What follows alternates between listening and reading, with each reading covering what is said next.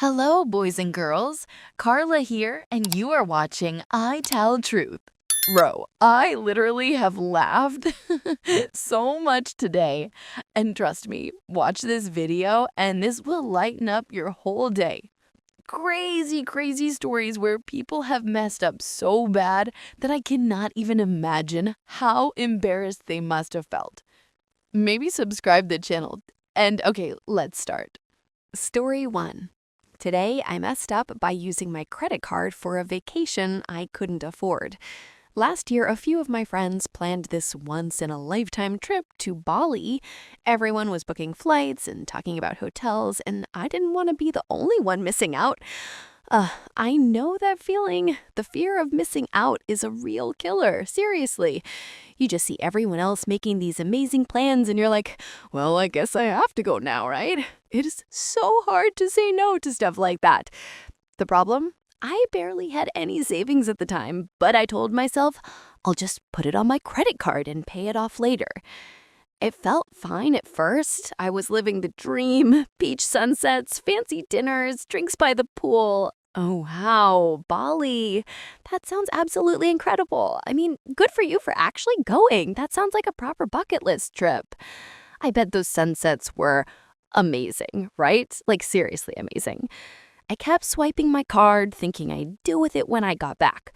When I returned home, reality hit hard. Between the flight, hotel, food, and souvenirs, I had racked up almost $3,000. $3,000! Holy moly, that is a whole lot of money. That reality check must have been a massive punch to the gut. I mean, souvenirs are always the sneaky expense. You just keep grabbing little things and suddenly your whole budget is gone. Ugh. I tried paying it off little by little, but the interest just kept piling on. Every time I made a payment, it felt like the balance barely moved. Oh man, credit card interest is just the absolute worst. It is like trying to empty a swimming pool with a spoon while someone keeps pouring water back in. It is so frustrating. I honestly would not wish that stress on anyone. The worst part was that I started dodging new plans just to avoid spending again. That one decision basically messed up my budget for the rest of the year. Ouch. So now you cannot even go out and do fun stuff at home because of the fun stuff you did before. That is a double whammy. That is just terrible. But hey, at least you learned a really, really important lesson now, right? It stings that it was the hard way, though. Lesson learned, credit cards aren't extra money. They're just future stress. Today, by microwaving my socks at work. So I biked to work. This morning, it poured on me halfway there, and my shoes plus socks were absolutely soaked. By the time I got to the office, my feet were pruned like raisins. Oh no, that is a terrible way to start a day. Nothing is worse than soggy socks, seriously. You feel clammy and miserable all morning. I totally get why you wanted to dry them out. Your feet must have been freezing.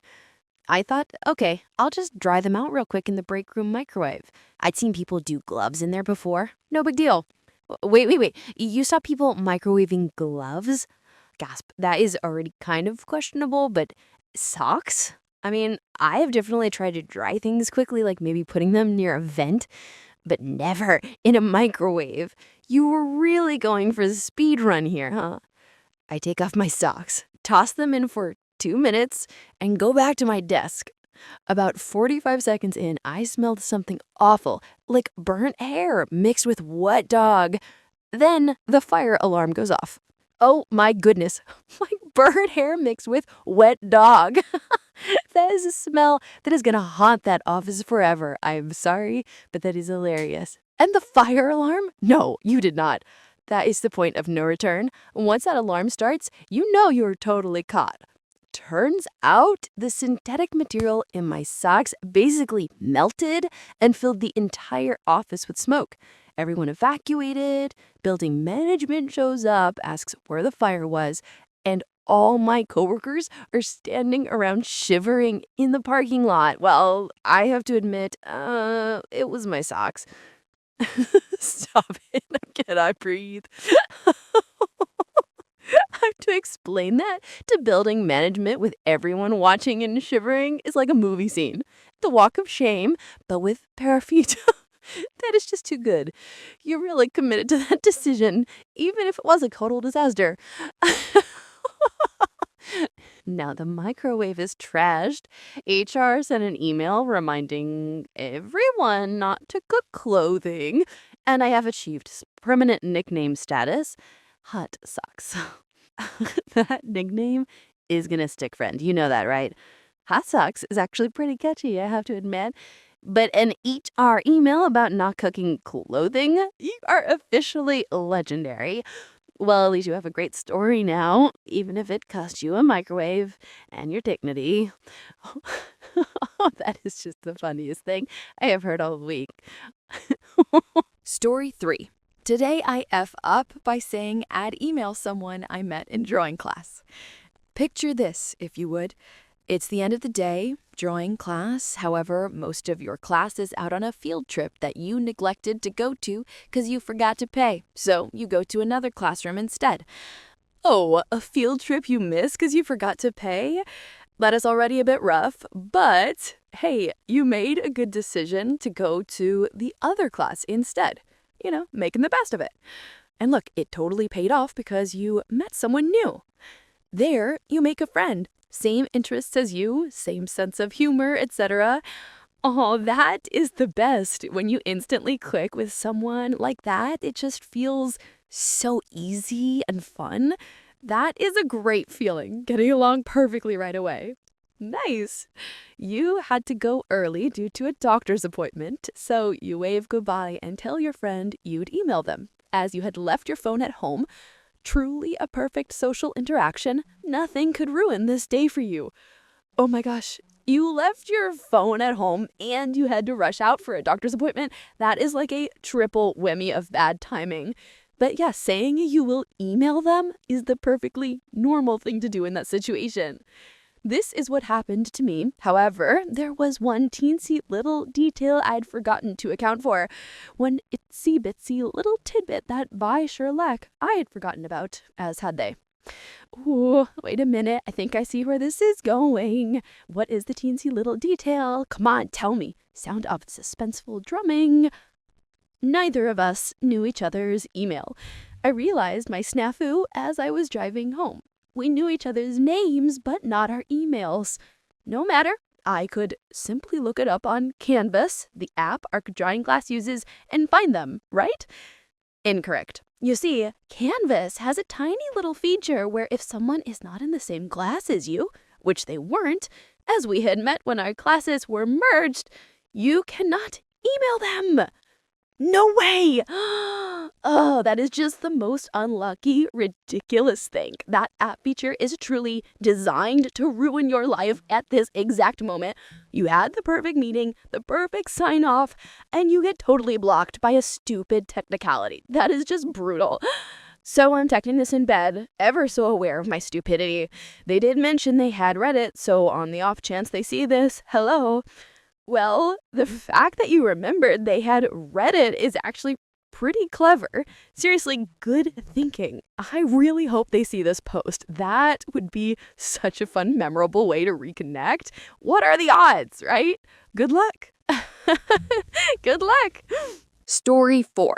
Today I F up answering a call at 5 a.m. I keep my phone on D&D 10 p.m. to 6 a.m., but if you have an iPhone, you know if someone calls 2 times in a row, the second call rings through.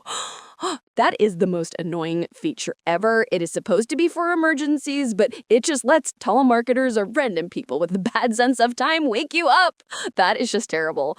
So at 5:03 a.m., my phone rang, and I vaguely remember answering my phone and thinking that people shouldn't call if they don't know I'm on West Coast time and it's super early. 5 a.m. is the absolute worst time to wake up, especially if you are in that deep, deep sleep. You must have been so out of it. And yeah, who calls someone at 5 a.m. unless the building is on fire? That is just rude. For context, I get my best sleep just before my alarm at 6 a.m., so I was hard sleeping. I woke up later and see 3 texts from the same number at 5:05 a.m. Hello, good day to you. I hope you remember. Wait, that is creepy.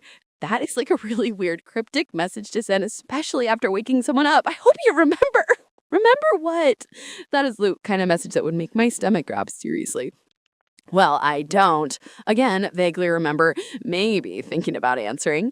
No, I don't have any credit card numbers or makeup info memorized, thankfully, but hopefully I didn't rattle off my address. What did I say? It's been eating at me all day. Oh my gosh, this is the part that is terrifying.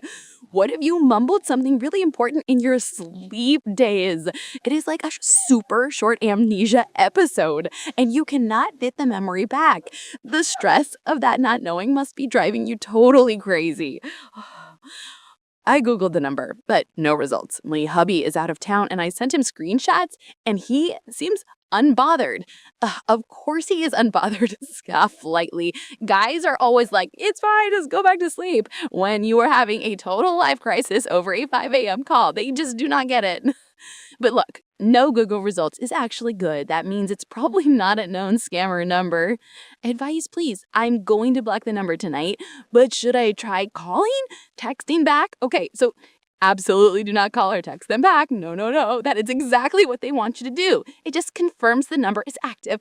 And if it isn't a scammer, they will keep bugging you. Block the number right now. Just block it and try to forget about it. Whatever you said in your sleep days, it was probably just a huh? And then you hang up. Seriously, block it and move on. Story 5. Today I F up by accidentally becoming my client's wife's boyfriend. Update. So it's been about 7 months since the conference room incident, and people have been asking what happened. Short answer, it's been a mess. Wow, 7 months. I knew this was going to be bad, but I did not think it would drag on for this long. That is intense. I am grabbing some popcorn. Please keep going. This sounds like a serious drama show. About 3 weeks after I withdrew from Dave's case, I got called into a meeting with the senior partners. 3 partners, our firm's general counsel, and a rep from our malpractice carrier on video call. The managing partner slides a folder across the table. Opposing counsel reported a conflict of interest issue to the state bar under Rule 8.3. We've been notified of a disciplinary inquiry. Oh no! A malpractice career and a disciplinary inquiry. That is like the final boss level for the legal day on. This went from a dating mistake to a career problem, seriously. That must have been the most terrifying meeting. You probably felt sick to your stomach. Dave's new attorney filed the report. They don't get to decide what happens. They just report potential violations and the bar takes it from there. I have to explain everything. How I met Sinra, how we've been casually dating for a couple months, how she used a different name socially, how my conflict check on her legal name didn't flag anything because I never connected the dots. The whole different name socially thing is actually a pretty solid defense. But yeah, it sounds so shady when you have to say it out loud. It is one of those things that is totally innocent, but looks terrible in an official inquiry. That is just brutal luck. The general counsel is taking notes. Walk me through your conflict check process. I explained the intake procedures, how the system works, how Sarah's legal surname didn't match what she told me. It sounds worse when I say it out loud. I can only imagine every word you said probably made the whole situation sound worse and worse, even though you were just being honest. I would have been completely sweating through my shirt in that meeting. This is a clear Model Rule 1.782 issue, material limitation conflict, the general counsel says. You were correct to withdraw under Rule 116, but we need to understand how this wasn't caught earlier. The malpractice carrier rep unmutes. We'll need to document this as a circumstance that could lead to a claim. It will be noted when your policy comes up for renewal. Great. A 15% increase. That's like adding another car payment just for going on a few dates. There's such a harsh consequence for a genuine mistake. But hey, at least it wasn't a total claim, right? You dodged a bullet there. Kind of. The firm mandates that I complete an 8-hour CLE on conflicts of interest before taking any new client intakes. They've already registered me for a seminar that Saturday. 8 a.m., of course. I show up at a hotel conference room with about 20 other attorneys. One of the instructors is Patricia, a divorce attorney I have opposed a few times. She definitely knows why I'm there based on the look she gave me. Oh my gosh, are you kidding me?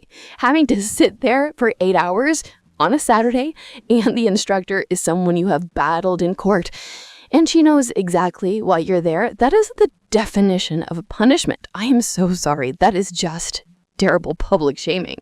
Most of the morning is standard material, rules, case law, procedures.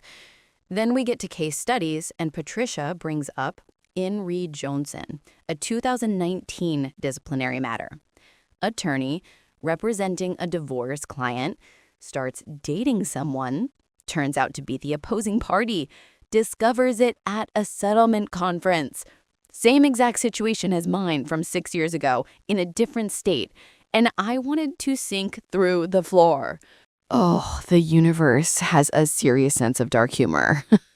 The instructor bringing up the case study that is literally your life right now, that is just painful. You must have been trying to make yourself invisible under the table. I would have died right there. At lunch, another attorney mentions he heard about something similar happening at a firm in town recently. Doesn't know it's me, but clearly the story's getting around. See, that is the worst part. The gossip. The official punishment is bad, but being a cautionary tale, that stings. You know you were going to be in all the water cooler conversations for months. I finished the seminar, passed the exam, bring the certificate back to the firm. A few weeks later, the bar sends a letter. The inquiry is closed with a private caution, basically a warning that stays in their files but isn't public discipline. Could have been worse. My malpractice premium went up about 15% when it renewed in September. The carrier cited the reported disciplinary circumstance in the renewal letter. Oh, okay. A private caution is a serious relief. It could have been so much worse, like a suspension or a public reprimand. You got very lucky there. The 15% premium hike is rough, but you are still practicing, which is the main thing. The firm implemented some new procedures for me specifically. For the next 6 months, I have to get conflicts pre-cleared by the general counsel before taking on any new clients. They also added mandatory AKA/nickname fields to our intake forms and conflict text system. Well, you have definitely changed the firm's policy for everyone. A dry chuckle. You are a reformer. That AKA field is now your legacy. Congrats. At least the firm is being somewhat supportive and not just firing you, which is a good sign, I guess. The worst part isn't the official stuff, though. It's that people know. Not everyone, but enough. I've been called the coffee shop lawyer twice at bar events. Last month, opposing counsel asked if I'd met the other party before with this look on her face. The story is definitely circulating. Oh, the coffee shop lawyer. That is a nickname that is going to be tough to shake off.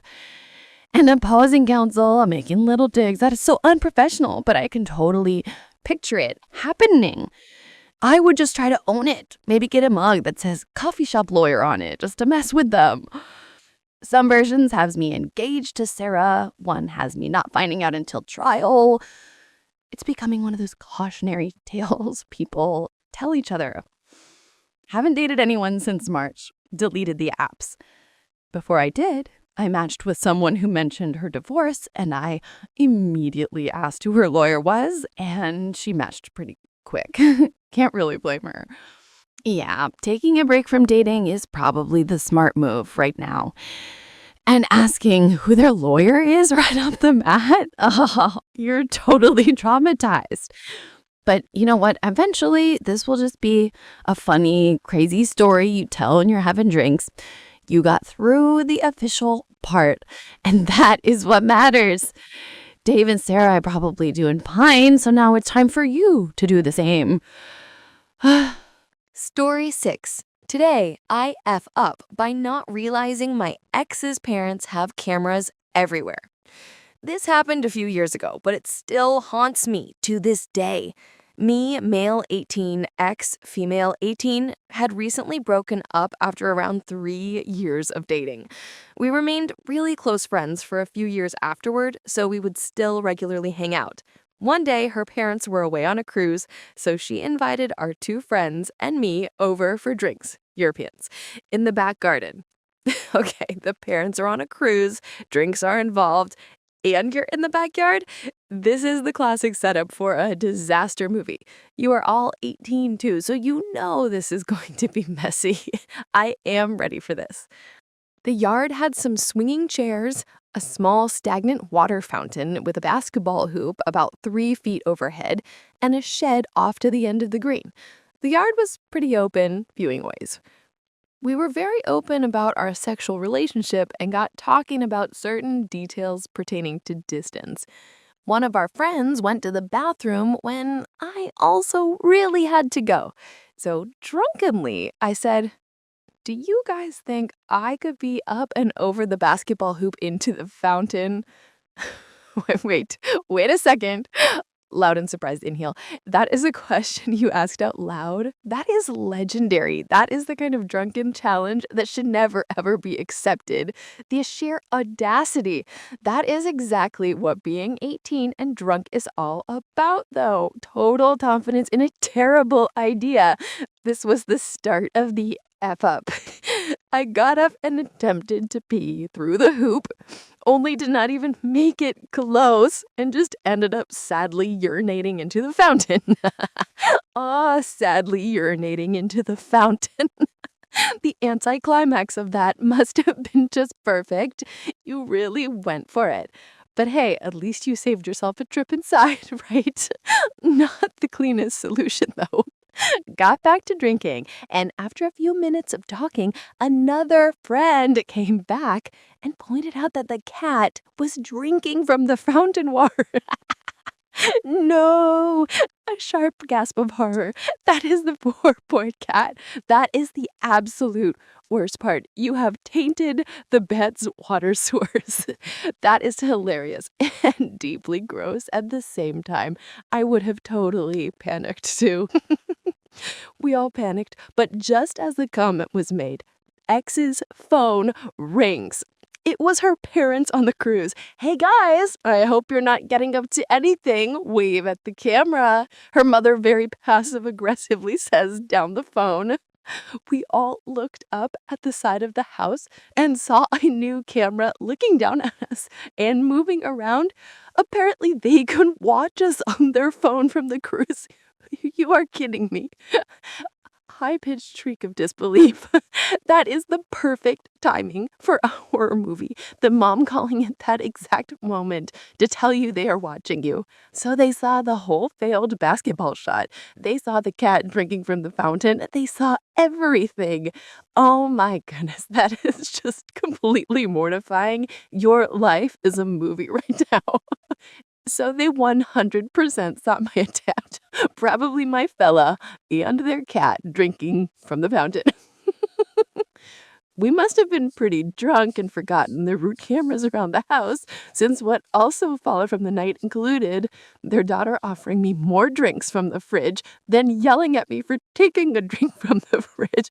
Wait, she offered it to you and then got mad at you? That is true drunk magic right there. Nobody makes sense when they are that gone. Some vomiting in their sink on my end, almost instantly, followed by my ex drunkenly following me into the kitchen, confessing she loved me and not her boyfriend. Oh, wow, this party went off the rails so fast, vomiting a major drunken love confession right after, and the parents are probably still watching from the cruise ship. This is a total train wreck, but I cannot stop looking. Then her boyfriend showing up to the party while we all locked ourselves in the bathroom and yelled insults at him. For added context, he was around 30 when he started dating a 17-year-old, so I don't regret this part. And while another friend vomited into the toilet, stopping midway to yell insults and then continuing. Okay, that is actually really funny. Locking yourselves in the bathroom, having him vomit in bed, and still managing to yell insults at the boyfriend. That is some next level party chaos. And the context about the boyfriend makes the yelling totally justifies. Good on you guys for that part. And finally, their daughter trying to cuddle her ex, causing the group to try and get her away and ending the party. That was the last time I was ever invited to her house, and we moved drinking nights to our friend's place. After about 2 more drunken confessions of love and attempts to cuddle on multiple nights, I decided we shouldn't drink with said ex anymore. Yeah, I think moving the party and ditching their drinking sessions with her were 2 very, very good decisions. That night was a total disaster, all the way from the basketball hoop to the bathroom and the parents watching the whole thing. Seriously, you need to go in hiding for a few years after this one. Oh, what a story. Story 7. Today by not canceling my recurring shipment when I moved. A few days ago, I got a notification that my card has been charged for a purchase, and I have no idea what it is. I go to my bank and see where it's from. Holy shit, my heart drops. Oh no, the sudden charge is always the worst. When your heart drops like that, you know it is something really, really bad. You immediately know you messed up. A recurring order has been shipped to my old apartment address. I had just moved about a month ago, and this order recurs every 12 months. It hasn't happened in 11 months, and I totally forgot that every year I get a shipment of 30-ish frozen, dead, large rats. Wait. 30 dead rats? Oh my gosh. That is the most perfectly bizarre thing to forget. I mean, who forgets ordering 30 large dead rats? This is absolutely epic screw up. That is like the punchline of a very dark joke. And by large, I mean large, maybe about 6 inches long on the small side. I have a snake, so in this context, it makes sense. But for any random person who just moved to a new apartment, getting an unlabeled huge package filled with 30 dead frozen rats is going to be an omen of the devil / the Dark Lord. Oh, 100%. Imagine opening that box. The new tenant is probably going to think they have moved into a mafia safe house, or that the apartment is completely cursed. That is going to be a moment of pure existential panic for that poor person. I understand this, so I contact Petco expeditiously. And Lello, please help. I don't want my money back. Please just don't send a box of dead rats to a random person.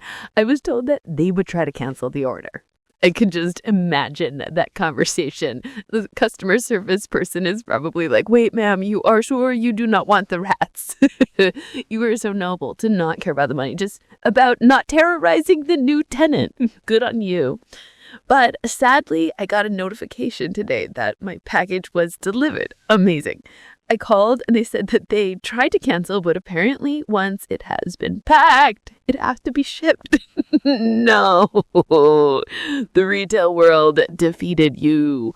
It is a box of dead rats. Can't they just not send it? The system failed you. So now that poor unsuspecting person is definitely holding a huge mysterious box, probably still frozen, with 30 large dead rats inside. This is actually a terrible, amazing situation.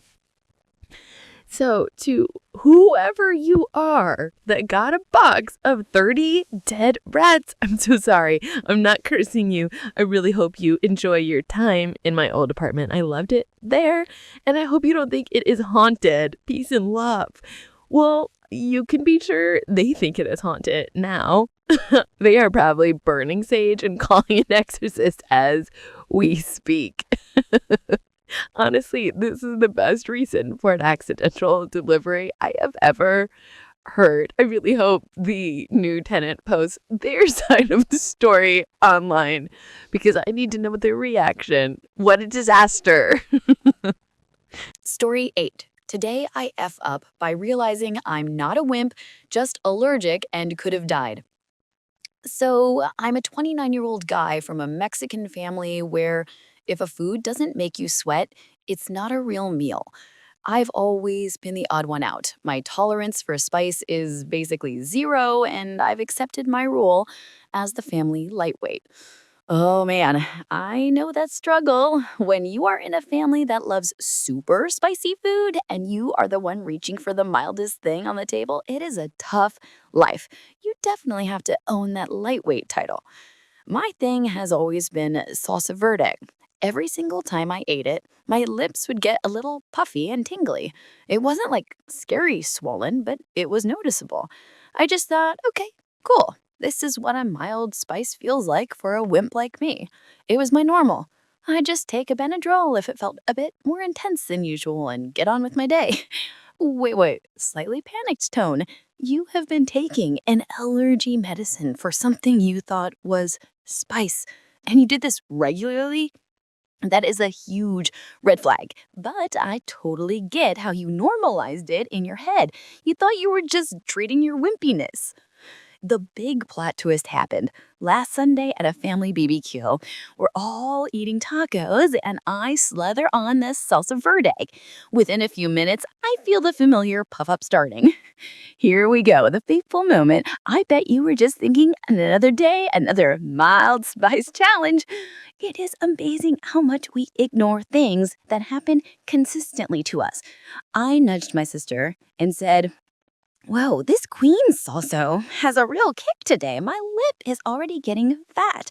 She looked at my mouth, then back at the salsa, and started laughing. "Dude, that's not a kick. Your lip is actually swelling. Mom didn't put any chilies in that. It's just the tomatillo and onion stuff." Oh my gosh. The whole table about quiet and just stared at my face. My mom's eyes got huge. "Mijo," she said, "that's not spice. You're allergic. You've been having a reaction this whole time and just calling it spicy." The moment of realization, the whole family staring at your buffy lip while the truth just crashes down on you. 29 years of thinking you were sensitive to spice, and it was a medical issue. That is mind-blowing. You are not a wimp. You are a medical mystery.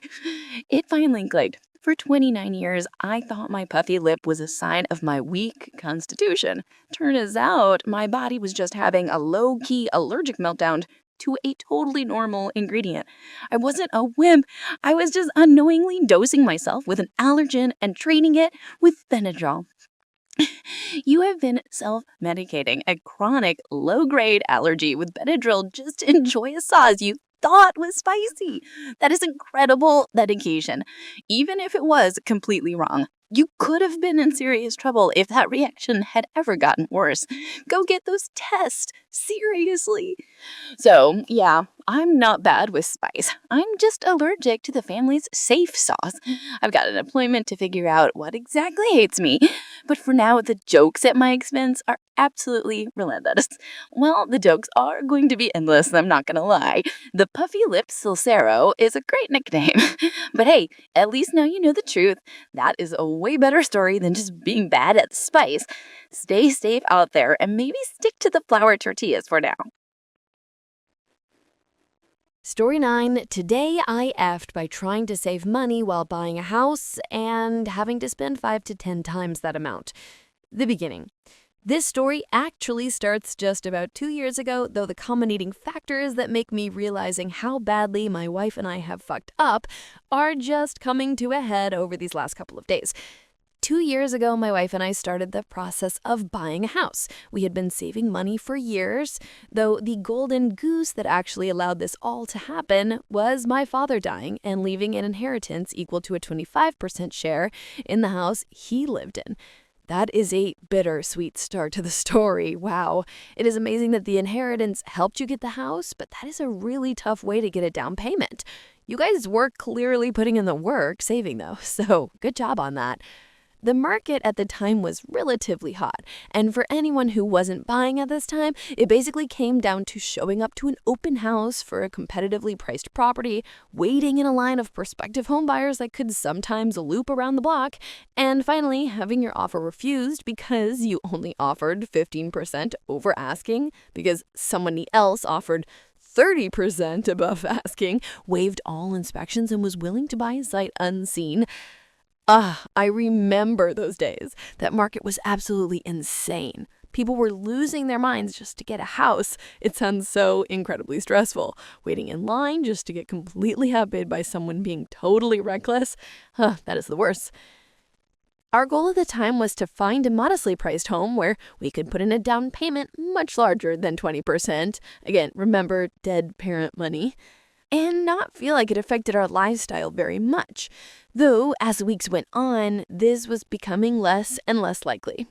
The house. About 2 months into the home buying process, I find a property that I instantly fall in love with.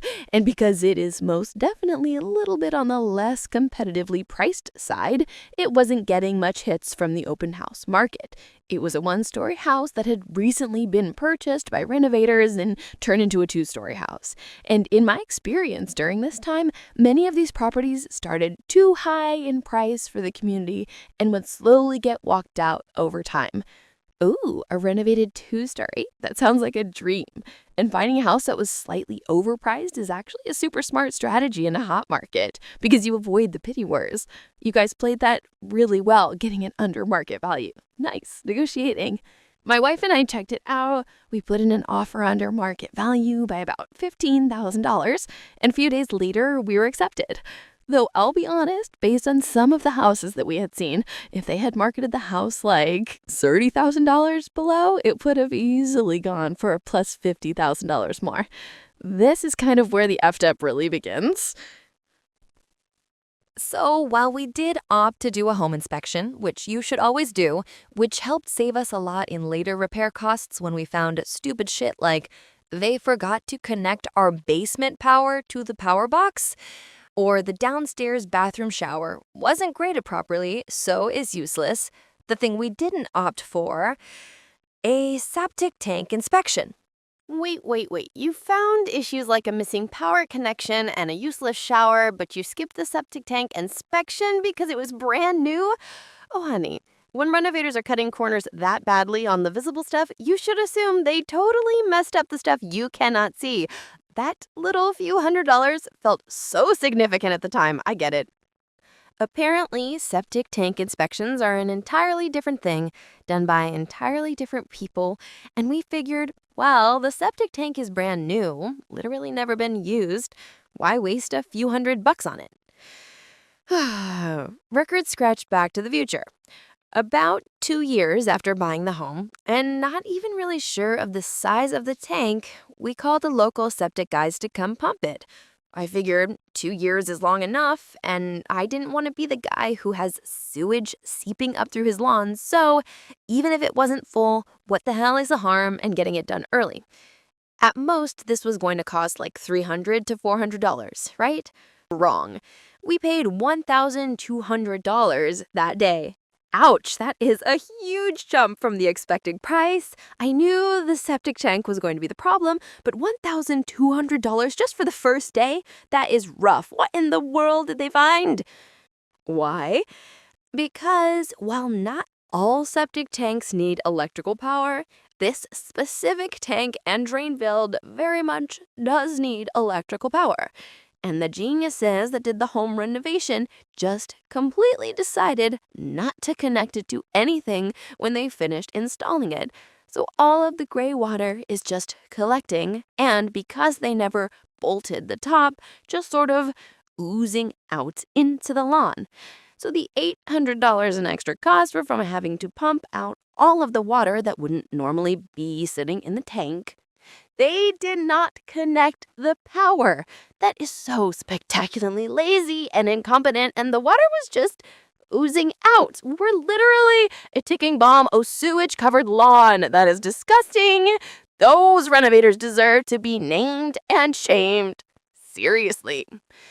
And all of that is fine and dandy until we call in an electrician the next day to, quote, running the necessary wiring to properly hook up the septic tank. Another $2,000 to $3,000. Multiple quotes and multiple quote options. In total, $3,000 to $4,000 in additional cuts just to save a few $100 on the front end. So you saved a few $100 on an inspection, and it is costing you $4,000 plus 2 years of stress in a sewage leak. That is a truly painful lesson in deferred minutes. It is absolutely gut-wrenching when you realize you could have avoided the whole thing for the cost of a nice dinner out. But hey, you're getting it fixed, and you're not dumb. You were just a first-time buyer that got burned by truly terrible renovators. You will definitely know better next time. Story 10. Today I F up by sealing wasps in their nest instead of killing them. Obligatory not today. This happened last week, but the after effects are still very much ongoing. Oh boy, the after effects are still ongoing part is already making my anxiety spike. This sounds like it went really, really wrong. I am already bracing myself for a nightmare story. We've had a wasp nest in the side of my house for a while now. Last week, they stung one of my friends, so it was time to get rid of them. Given the amount of wasps in and out, it seemed like a big nest. To guesstimate the size, I would say a wasp entered or left the nest once a second all day. Okay, once a second. All day? That is an absolutely gigantic nest. That is not just a nest, that is a wasp city. Yeah, when they start stinging friends, it is definitely time for some extreme measures. I didn't want to just squirt poison down the hole that would just piss them off and not reach most of it, so I decide to seal the nest with expanding foam sealant. I snuck out in the dead of night and stuck enough foam in that hole to seal half a construction site. Wait, you went for the pull concrete blockade strategy. That is a gutsy move. Going out in the dead of night to do it too, that is a true special ops mission. But sealing the hole before killing them, that sounds like you just created a pressure cooker. Little did I know how terrible of an idea this was. Apparently, there was another exit to the nest going inside the house. No! You trapped them. You just sealed their front door and forced them to use the emergency internal exit into your living room. That is the single worst possible outcome. I knew the foam was a bad idea, but that is a full-blown horror show. This nest is enormous. Average size for a nest this late in the season is 2,000 to 4,000 wasps. Half our house is currently inaccessible. I sneak down to the basement at night to change the traps. I keep a hand back next to my workstation. 2,000 to 4,000, that is a full swarm. And you have completely lost half your home to an insect army. That is not an inconvenience. That is a siege. Sneaking into your own basement is just too much.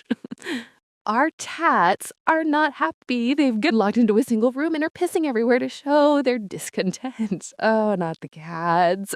The cats are adding insult to literal injury. Now you have a wasp invasion and cat pee all over the place. Your pets are officially protesting your bad choices. This is truly a total home invasion. Doing my best Arnold Schwarzenegger impersonation, I've gotten through 7 magazines on the Bug Assault shotgun, with maybe 40 shots per magazine. These F-uppers are armor-plated and do not die easily. I've injured my arm pumping the shotgun so many times. 7 magazines! You are in a full-blown war. You have injured your arm from pumping a bug shotgun. This is officially the most ridiculous, amazing, and terrifying thing I've ever heard. You're a hero, but a completely shell-shocked one. I think the most disconcerting thing is how normal it's become. I wake up, grab the shop vac on a 60-foot extension cord, and just clear the house as a matter of routine. It's part of rising and shining for the day. Coffee, breakfast, wasp vacuuming. Yes, my wife. Goodbye. Time to work. The cold is going to kill them at some point, right? Wasp vacuuming is now on your daily chore list. That is just bleak. Oh, and your routine now is not completely bonkered, but I guess that is what happens when you seal 4,000 wasps inside your walls. The cold will kill them, but you might go totally insane before that happens. Good luck. You're going to need it. Sealed a wasp nest on this side of my house. Now the buzzing is coming from inside the house. Story 11. Today I F up by mixing up my coffee mug and my paint cup. Spent the morning painting the trim in my kitchen because apparently I thought I was a professional decorator after watching one YouTube video. I love that. The classic, I watched one video, so I am an expert now move. We have all been there. Good for you for tackling the trim, though. That is annoying work. I had my coffee mug sitting right next to the cup where I was rinsing my brushes. Yes, I know, rookie mistake. See, that is the first problem. The coffee and the rinse water should be nowhere near each other. It is a rule of nature, or maybe just a rule of painting. I do not know. That is a disaster waiting to happen. I was playing on my phone between coats, feeling productive and proud of myself, until my brain decided to betray me. Without thinking, I grabbed the wrong cup and took a big sip. Oh no, not a big sip. I was zoned out on your phone, and the hand just went for it. The brain on autopilot is so dangerous. Tell me what it tasted like. Instant regret. Bitter, chemical, disgusting regrets. My tongue went numb. My soul left my body for a second, and I immediately started spitting into this sink like a panicked raccoon. Spitting like a panicked raccoon. Oh, that is the perfect description. I bet the taste was just absolutely horrific, like watery plastic, and your tongue went numb. That is so scary. You had a brief out-of-body experience just from the shock of that flavor. I spent the next 10 minutes Googling "Will acrylic paint kill me?" and debating whether to call Poison Control or just accept my new fate as a cautionary tale. The immediate Google search is the only acceptable response. Will acrylic paint kill me? That is the headline right there. I totally get the panic though, but hey, if you're fine, you're fine. Just a little bit pink flavored for a while. I'm fine now, just slightly humiliated, but coffee's ruined and my kitchen is still not finished because I needed an hour to recover from my own stupidity. Well, you have definitely earned that recovery hour. The humiliation is probably worse than the taste, honestly. But look, on the right side, your kitchen trim might look amazing, and now you have a seriously wild story to tell. Just please, for the love of all that is sacred, move the paint water far away from the coffee next time. Story 12. Today I blank up by talking shit to a Bills fan. For context, I'm a Chiefs fan. I'm from Kansas City. I live in NYC. I'm surrounded by Bills fans who love to talk shit to me whenever the Chiefs lose. And this season, they've had a fair amount to say about it. The Bills are awesome, and the Chiefs got out the blocks slowly. The first 2 weeks of the NFL season were agony. Oh, sports rivalry is intense, especially when you are living in the rival team's territory. And the Bills fans are known for being seriously dedicated. I get why you were so ready to jump on the chance to finally talk smack back. You earned that moment after the Chiefs' slow start. One of my good friends is one of those aforementioned Bills fans. Every time something bad happens to my beloved team, she's the first one in my ear to let me know about it. Ah, the classic frenemy sports rivalry. It is all fun and games until one team actually loses. But that just makes your revenge victory so much sweeter, right? You were just waiting for your chance. So tonight, when the Bills lost to the Falcons, I took the opportunity to return fire. I hopped into IG and sent her the message, "Sorry for your loss, crazy eyes." Sorry for your loss? That is perfectly light, classic jab with the emoji too. It is the perfect playful trash-talking message you send a friend. You literally did nothing wrong here. You executed the plan perfectly. Light, playful, normal message, some fun banter between friends. Didn't think much about it. A few minutes later, as I'm scrolling, I look at her IG story to find a series of posts. Morning. One of her childhood friends passed away this weekend. Oh my gosh, no, that is the worst possible coincidence that could ever happen. That is like a cosmic level of bad timing. That pit in your stomach when you saw this story must have been absolutely awful. You go from feeling triumphant to feeling completely sick. I panicked immediately. Best case scenario, she knows I'm just talking about the bills and she's very much so not in the mood to laugh about it. Worst case scenario, she thinks I'm mocking her friend's step. The absolute worst, right? That is the fear, right? Thinking she could possibly interpret your light joke as you making fun of her grief. That is a truly horrible thought. It's a kind of situation where you want to instantly teleport back in time and smash your phone. I went to delete the message I sent, but it was too late. She'd already seen it. I sent a follow-up message with clarification, apology, and sincere condolences, but I'm still feeling awful. Well, you did the only thing you could do. You immediately sent the follow-up, which is key. That is the adult thing to do, explaining the situation right away.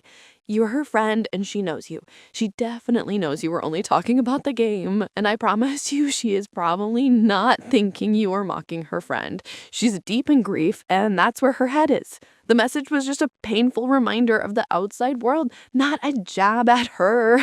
Give her some space, and she will absolutely understand. You're a good friend, and you did the best to make up for a horrible coincidence.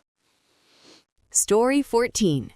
Today I F up because everything I thought I knew about pickles was wrong. Throwaway account because this is way too embarrassing to post on my main. Oh, a throwaway account for a funny story. That means it must be a good one. I am ready for the embarrassment. Bring it on. So today at work, we had our usual weekly meeting. Before we talk about serious stuff, our boss likes to go around and have everyone share something good from their personal lives to lighten the mood and all that. One of my coworkers, Daisy, proudly shares that she has made dill pickles. Oh, that is actually a really sweet way to start a meeting. And homemade dill pickles, that is pretty impressive. I have to admit, but I have a bad feeling where this friendly conversation is going. Me, wanting to be friendly, innocently asked the dumbest question ever. Did you grow the pickles yourself, Daisy? Wait. Did you grow the pickles? That is such a pure question. I mean, I guess it makes sense if you do not know where pickles come from. You were just trying to be nice, though. Daisy looked hella confused, to which she responded, "You mean the cucumbers?" And without hesitation, I confidently replied, "No, the pickles." Oh my gosh, you doubled down. You really stuck to your guns. The look on her face must have been absolutely priceless. You were so confident in your mistake. That is the best part. And because apparently I hadn't humiliated myself enough, I doubled down with, "Did you grow the pickle plant yourself?" The pickle plant? That is fantastic. This is the point where everyone in the room realized what was happening. You literally outed yourself as someone who believes a pickled cucumber is a separate species. I'm sorry, but that is a hilarious thing to say in front of your entire office. For context, my family immigrated here and we never really ate pickles growing up. I genuinely thought there was a pickle plant somewhere out there. I never bothered to learn because I never liked the taste of those salty-ass pickles anyway. See, that is the perfect explanation. You didn't eat them, you didn't like them, so you never bothered to learn the truth. Honestly, you should just embrace the pickle plant guy nickname now. It's such an innocent, funny mistake. And now you finally know the truth about the salty, magical fruit. A supportive giggle. Story 13. Today I F up by microwaving my wallet. So I was running late for work this morning and realized my wallet was soaked. I had spilled coffee all over it the night before and forgot to take my cash and cards out to dry. Oh no, the coffee spill. That is a kind of small disaster that just ruins your whole morning. especially when you are already running late. You must have been completely stressed out. I Googled how to dry a wallet fast, and the first suggestion said to use a hairdryer or brief heat source. Well, guess what's a heat source? The microwave. The microwave? Oh, the brief heat source. That's where your brain totally betrayed you. I mean, I can see the logic, but that is a dangerous leap. You were truly desperate for a quick fix, weren't you? I put it in for 15 seconds. At second 7, the thing caught fire. Not like, oh no, sparks, fire. Full on, wallet on fire, fire. A full on wallet fire? Holy moly. The smell must have been absolutely vile. It went from being wet with coffee to being actively on fire in 7 seconds. That is a record for terrible decisions. You literally started a micro fire in your kitchen. The smell was like melted rubber and regrets. I threw it in the sink, half burning my hand, and spent the next 10 minutes trying to air out my apartment so the smoke alarm didn't summon the fire department. Melted rubber and regret, that is going to be your new signature scent. And you burned your hand too.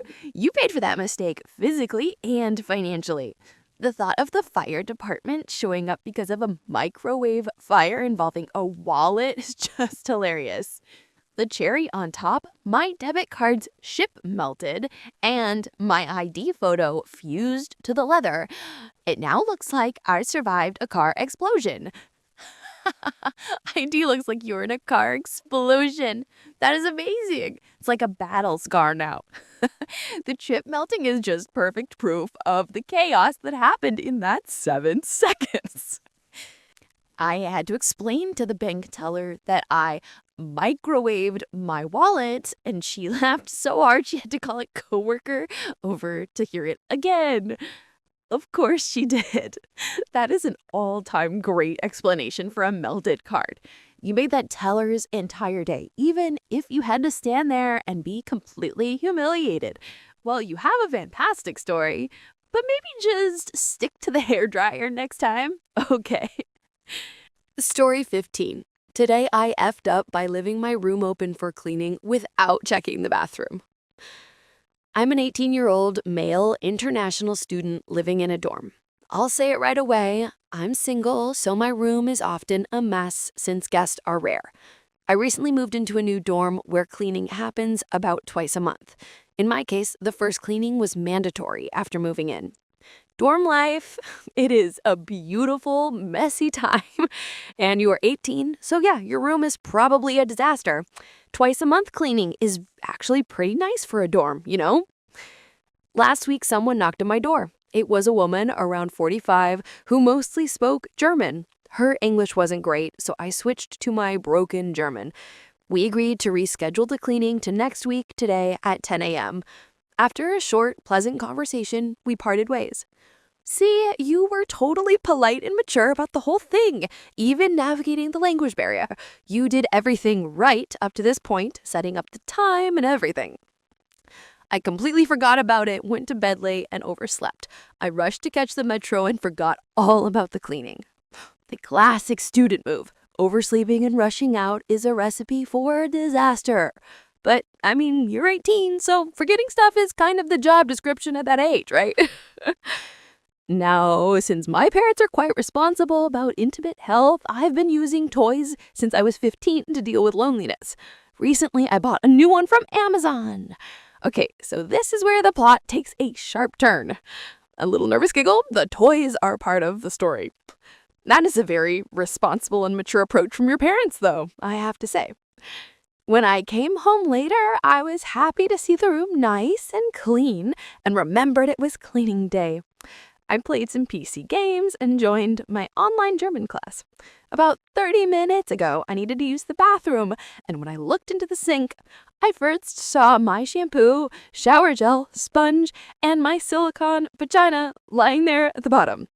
No! She cleaned it! She cleaned the toy and left it right in the sink with your sponge. I cannot handle the level of secondhand embarrassment right now. She did not just move it, she organized it with your other bathroom things. That is just an incredible level of awkwardness. How am I supposed to live after this? How do I wash away the shame? Oh, friend, you are never washing away the shame of this one. That is a permanent memory. But look, that cleaning woman has seen everything in her life. Seriously, she probably just looked at it and thought, well, this needs a wash, and then put it with the rest of the bathroom supplies. She was just doing her job. Honestly, the only way to get over this is to laugh about it because it is truly a hilariously awful situation. Story 16. Today I F up when I shut down my young coworker's advances. All right, Reddit. This particular screw up happened last night, and I'm currently at my desk feeling like I'm just waiting for a bomb to go off. Look, I'm just a regular guy, 32 years old, married to a woman who's way out of my league, and our life is simple and good. I like it that way. I come to work, I do my job, I go home. The last thing I want or need is drama. Totally fair. You have got a great life, a cool life, and you just want peace. That is a reasonable expectation for a grown man at work.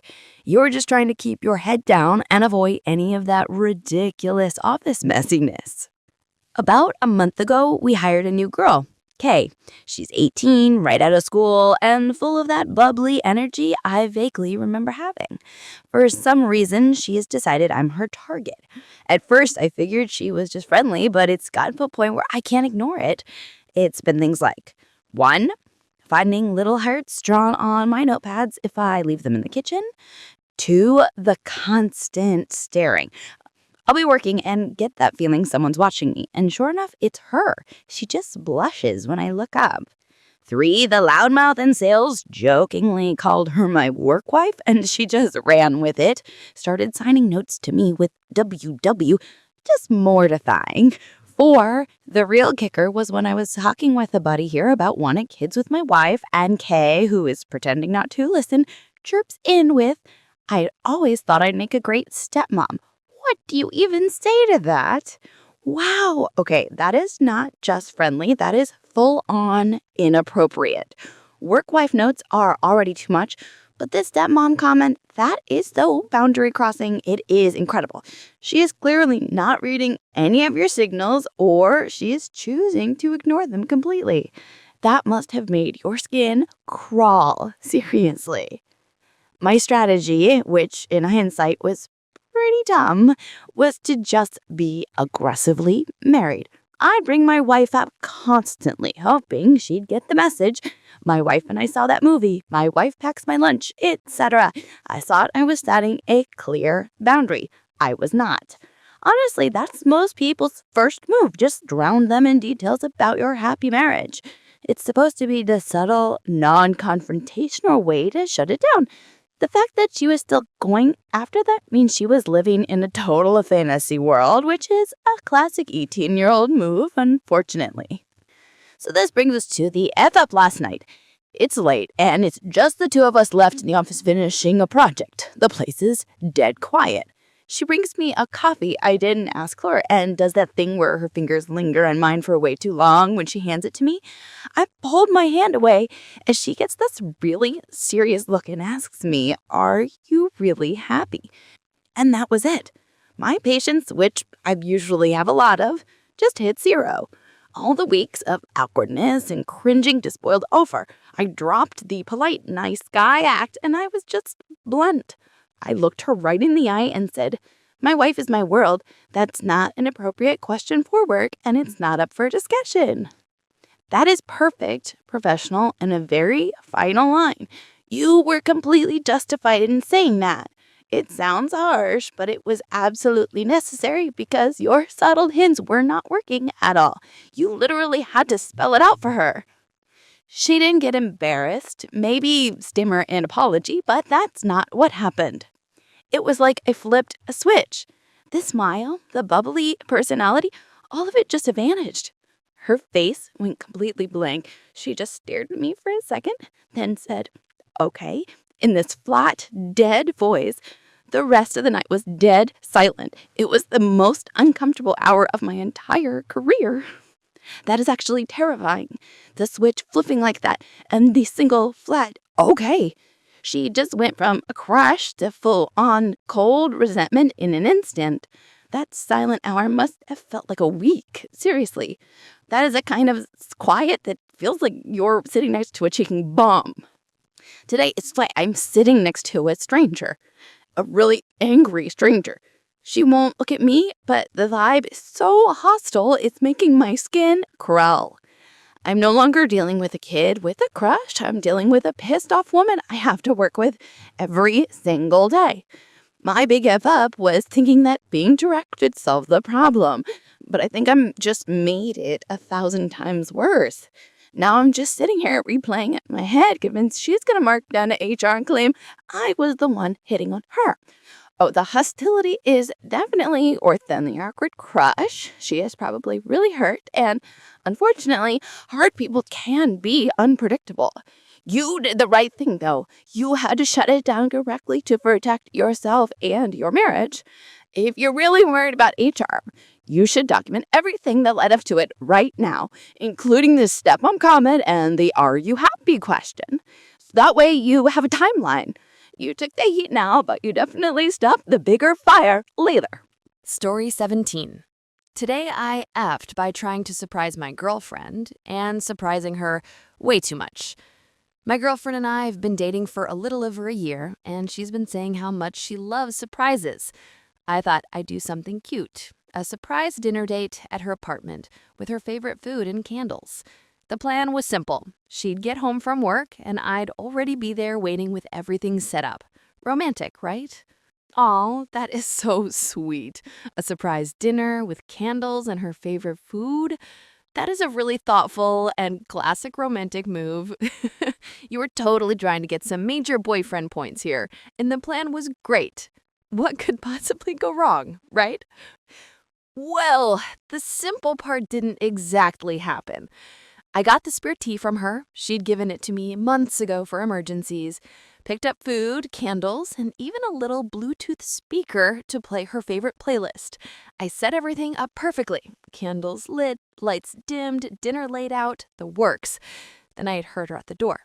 I got all excited, dimmed the lights even more, and hid behind the counter, thinking I'd pop out and say something cheesy like, "Surprise, babe." Hiding behind the counter, a quiet anticipatory gasp. You went for the jump scare surprise. You definitely committed to the element of surprise here. Dimming the lights even more was the final touch, but that is where I think you crossed the line from romantic to mildly terrifying. The door opens and she screams, like blood-curdling screams. Drops her bag, grabs the first thing she can, a frying pan, and swings it at me before I even have a chance to move. I duck, nearly knock over the food, and start yelling, "It's me! It's me!" The frying pan. Oh, she was ready to defend herself. That is amazing. You went from being a loving boyfriend to an intruder getting clocked with cookware in about 3 seconds. And yelling, it's me, while dodging the pan is just peak chaos. She just freezes. There's a full 3 seconds of silence where we're both breathing like we ran a marathon. Then she bursts into tears and yells at me for scaring the life out of her.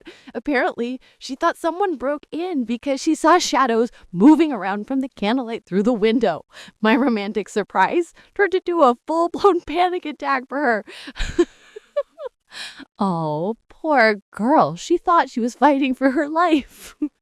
I mean, seeing mysterious shadows and lights on in her empty apartment would make anyone grab the closest weapon.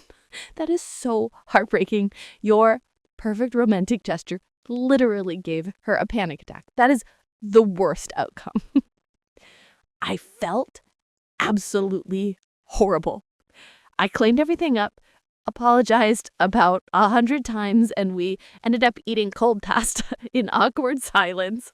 She eventually laughed about it later, but she also told me to never surprise her like that again, especially not in my own apartment with the lights off, you lunatic. Fair enough. Cold pasta and awkward silence, the true sign of a totally ruined date. But hey, at least she laughed about it later. And you are right, that nickname, you lunatic, is fair. Next time, just be sitting on the sofa with the lights on, holding a rose. No hiding ever. That is a firm boundary now. What a night.